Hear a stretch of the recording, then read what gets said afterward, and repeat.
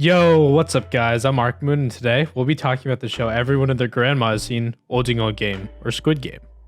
So I'll be reviewing it, talking about some interesting thematic elements, specifically in the realm of ethics, as well as anything I would change. This may seem obvious to most, but this video will contain heavy spoilers, and those of you who don't want to be spoiled can click off the video and come back when you're ready. So first of all, it's really good. I'm not going to be one of those hipster elitists that like to call everything that's popular overrated. If you don't like the show for reasons present within it, that's totally fine, but I definitely don't like the idea of saying something's bad just because a lot of people like it. So with that out of the way, I wanted to dive right into the premise. The premise of the show is an element of a story that is usually present, at least in part, in the first episode, and is meant to create a framework for the characters to fit into. This provides clear direction as to what the main cast is going to spend their time working towards or doing in the episodes to come.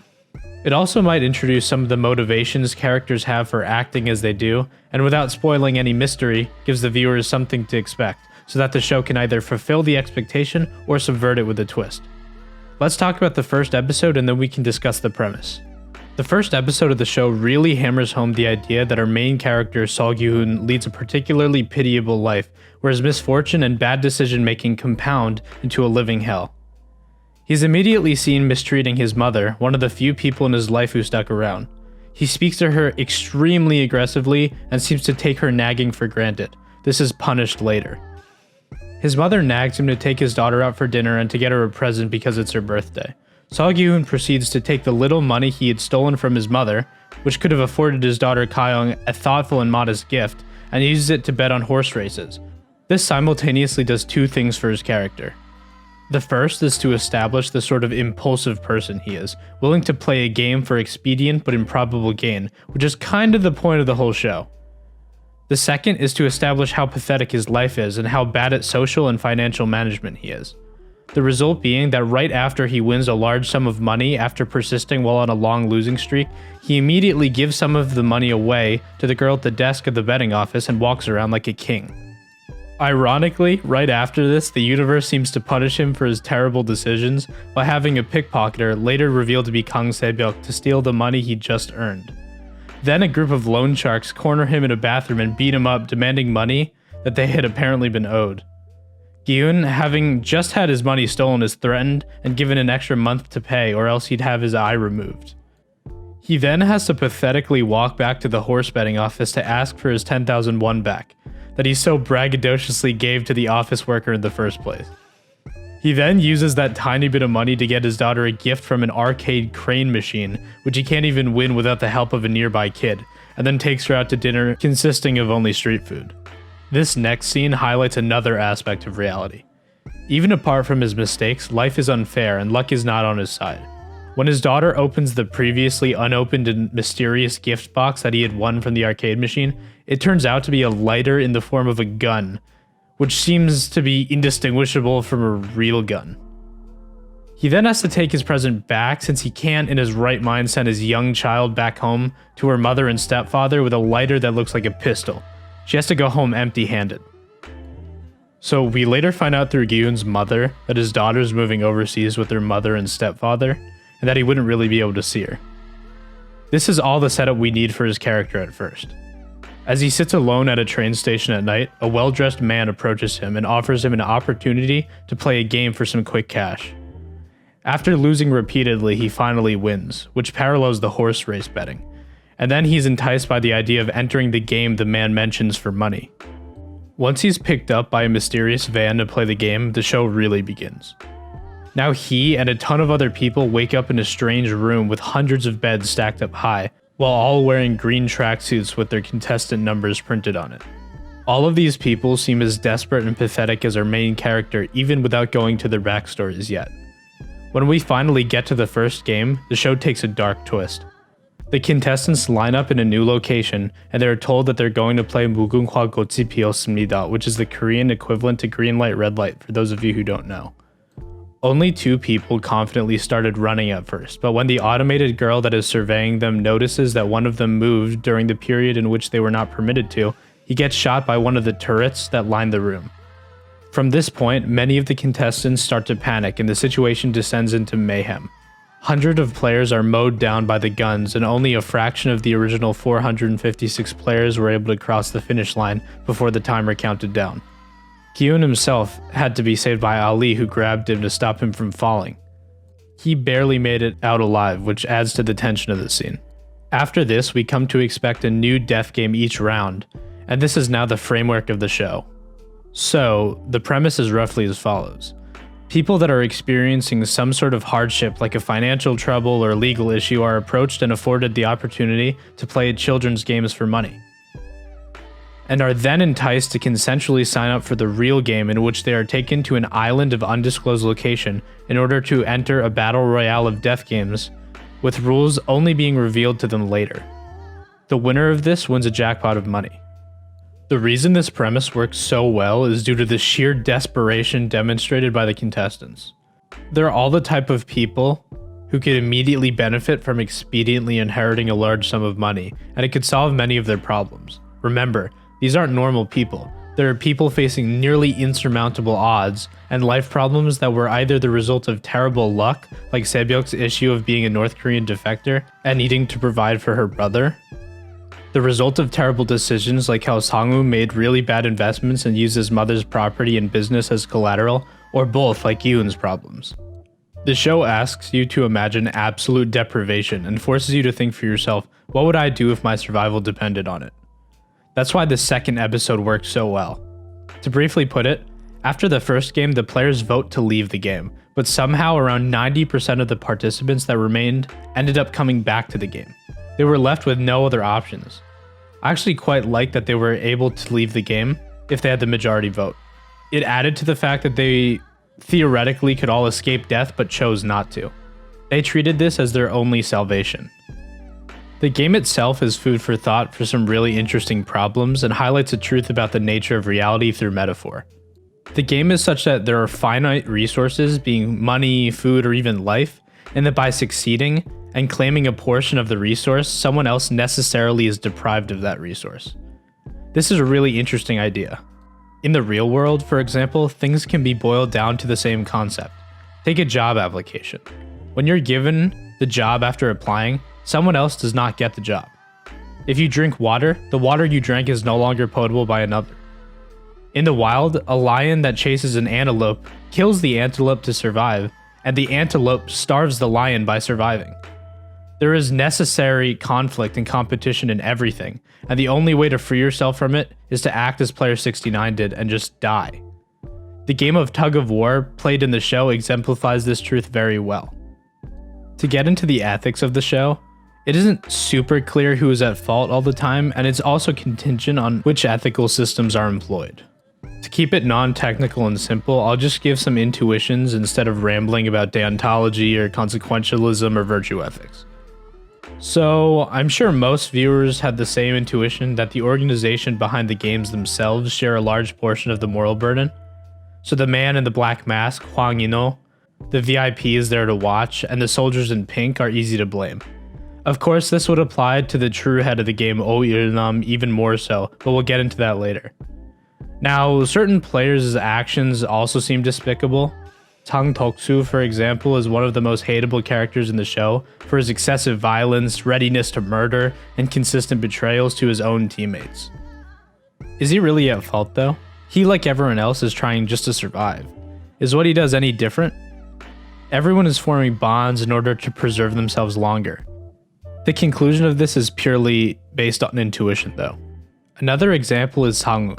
I personally dislike him, but are his acts of deception, like when he knew about the Targona candy challenge and chose to withhold information from his group, or when he tricked Ali and stole his marbles in episode 6, anything more than self-defense? What is the difference between fighting for self-defensive purposes and lying for the same exact reason? The obvious answer is that he preyed on people that trusted him, but that just makes where you draw boundaries more interesting. In fact, Sung-Yoon tries to dupe Il-nam during the marble game as well. For some reason, him doing this as a last resort seemed less inflammatory though. Of course, there's also the element of the show that the characters consensually came back to the game, even after learning what it was. So some of the blame may be on the players, but maybe the circumstance they were in is partially to blame as well. Can you fault them for doing this? The other interesting thing this show did was to bring out very different ways to conceptualize who has sinned and for what through dialogue between two side characters. After the tug-of-war game, one of the players is seen frantically praying. He seemed to try to shift the blame of killing the other tug-of-war team by winning onto God by saying that this was God's ruling. This was clearly his way to cope with the guilt. He does increasingly extreme things throughout the series, like pushing someone off the bridge in the glass guessing game with the excuse of God's will. Ji-young, having a taste for theological justifications for terrible actions due to her preacher father abusing her and murdering her mother, takes a much more objective position and tells the man that no amount of prayer would change anything, and that he himself, along with the rest of the team, which she herself was a part of, were the sinners that killed the other team, whether there was any survival justification or not. She was willing to live with that fact. Although these characters were not part of the main cast, they were engaged in some of the best dialogue in the show. Okay, so I wanted to briefly mention a few issues I had, and then we'll transition back into more things I liked that are somewhat related. So, first of all, I think the actors of the main cast did a great job, and both their physical and vocal performances were convincing and captivating. That said, the actors used for the VIPs were comically bad. The script was also pretty corny for that portion, but the delivery enhanced the problem dramatically. Since that was only a very tiny part of the show, I think I'll move on. I was also not so happy with the twist at the end that Il-nam was behind the game as a whole. I'm a bit split on this because I think his character actually has a lot of thematic and psychological value that I'll get into later. I think it was foreshadowed heavily throughout the show with him randomly forgetting and remembering when convenient, and also how he was enjoying himself a lot, and that it explains some things as well. The negative for me though is that it sort of invalidates the emotion the viewers felt when watching episode 6. Episode 6 was my favorite episode because of the very human and beautiful sacrifices that were made. The first sacrifice was how Gi-hun chose Il-nam despite knowing that teaming up with an old man would be a disadvantage. He made a strategic blunder in order to ensure that the old man was not left alone. The next sacrifice was when Ji-young purposely lost the game in order to allow Sae-byuk to live on. She does this for two reasons. The first is that she has no particular reason to live and she thinks that Sae-byuk's ambitions are more valid and worth doing than nothing. The other is because she seems to have genuinely developed a liking to Sae-byuk after talking to her during that episode. The final sacrifice in the episode was that Il-nam, even knowing that Gi-hun was using his perceived amnesia to dupe him, allows Gi-hun to win, willingly giving him his last marble, because he seemed to develop an appreciation for all the help Gi-hun has been, and how he doesn't have much longer to live anyways. That is until we get the big reveal which reduces the sacrifice to something very different. With the ending in mind, his motivations were merely that he wanted Gi-hun to continue in the game because his actions were not orthodox and he was amusing to watch. Il-nam being in no danger just allows this to happen. I much prefer the first analysis, since it seems to be more consistent with the idea in the show that people actually do help each other anyways. Even at the very end when Gi-hun makes the final bet with Il-nam, that the homeless man they see out of the window will be helped by someone, a person actually gets the police to get the man to shelter on that freezing night. Gi-hun is also rewarded somewhat at the end for being kind. He's saved by Il-nam. Sae-byuk actually dissuades him from killing Sang-woo in his sleep, so he doesn't have to face the pain of doing such, and Sang-woo ultimately kills himself in the end for a similar reason. Of course, there was a momentous cost even for Gi-hun. He did win at the cost of hundreds of lives, even the lives of people he was starting to care about. And to top it all off, he finds his mother dead in their home when he gets back. Now, I'll get into the positives of Il-nam's character with the added insight from the ending and what it actually means. So, he's a perfect embodiment of what existentialist philosopher Soren Kierkegaard calls an aesthete. An aesthete is someone who pursues only novel hedonic pleasure and purely looks for things to entertain themselves. They are not the types who can find meaning. Kierkegaard actually thinks that everyone starts off as an aesthete, but they can eventually find morality and then eventually theology in his view. So, an aesthete loves indulgence and very quickly gets bored and needs something new. This is a prime cause of depression, by the way.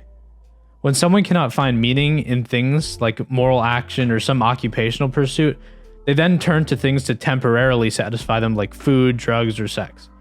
These things quickly get boring and they are left feeling very empty. This is what happens to Irnam. He has lived a life full of riches and indulgences, and yet he can't buy anything or do anything to give himself pleasure anymore. He needed to step it up with a new type of pastime, watching a death game of people desperate enough to do it willingly. This is very similar to Roman emperors watching gladiator slaves kill each other or fight lions and other animals, although there wasn't that added bonus of consent most of the time. But soon after, even that got boring. Before he died of the malignant brain tumor he's been diagnosed with, he wanted to find an even higher form of pleasure, that being to participate in the game himself. So the main takeaway is that without some source of meaning in your life outside of the pursuit of hedonic pleasure, you turn into someone willing to do very extreme things for a hit of euphoria. Money can't save you when this happens. So I quickly also wanted to go into some of the production elements as well. I thought the cinematography and set design were great. The playful and kid-like looks of the uniforms of the pink guards, as well as the bizarrely happy and innocent locations of many of the games, decorated with clouds and ornamentation, created a really spooky contrast with the dark nature of what was actually happening. There's always something terrifying about seeing awful things happen in such a happy way. Even the hallways and staircases in the building were colorful and vibrant. I also like that a lot of the shots used the uniformity of the clothing to create symmetrical patterns.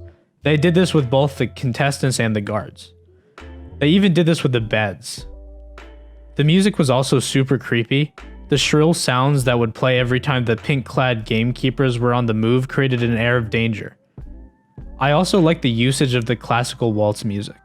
The elegance of the waltz clashes with the fear and desperation felt by the contestants, and that dissonance creates a very visceral anxiety. So, I could get into the individual characters and what I liked and disliked about them or their narrative importance, but this video is already pretty long, so I'll just probably make a second video about the cast. Overall, I think the show is very good and is very much worth the hype it's been getting. I like most of the narrative and production aspects in the show, apart from the few things that I mentioned, and I'm curious to see where the story goes if or when we get a season 2. If you enjoyed the video, whether you agreed with my takes or not, please drop a like and a comment below telling me what you thought. If you like Squid Game, sci-fi, fantasy, anime, manga, movies, video games, please subscribe to my channel and hit the bell icon for notifications of future uploads. Once again, this has been ArcMoon. See you later.